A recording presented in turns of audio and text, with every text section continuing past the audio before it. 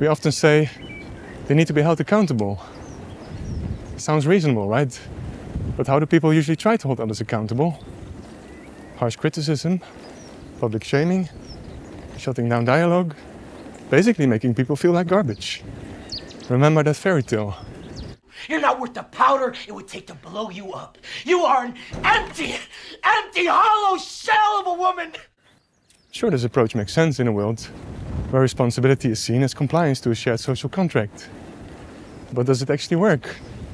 Usually no, people just double down on a stance and nothing changes. Of course we need justice.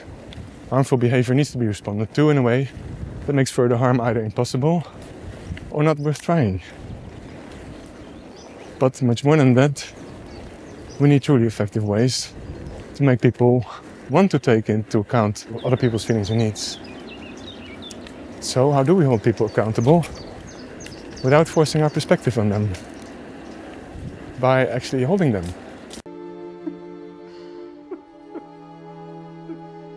Figuratively, of course, unless they want a hug, in which case go for it. But holding emotional space means creating a safe place for them to share their feelings.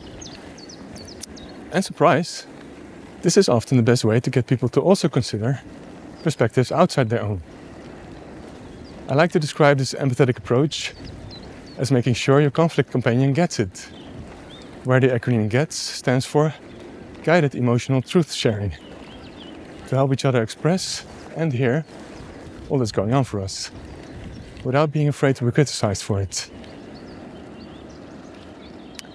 Okay, reason number 2 for why de-escalation is not very popular.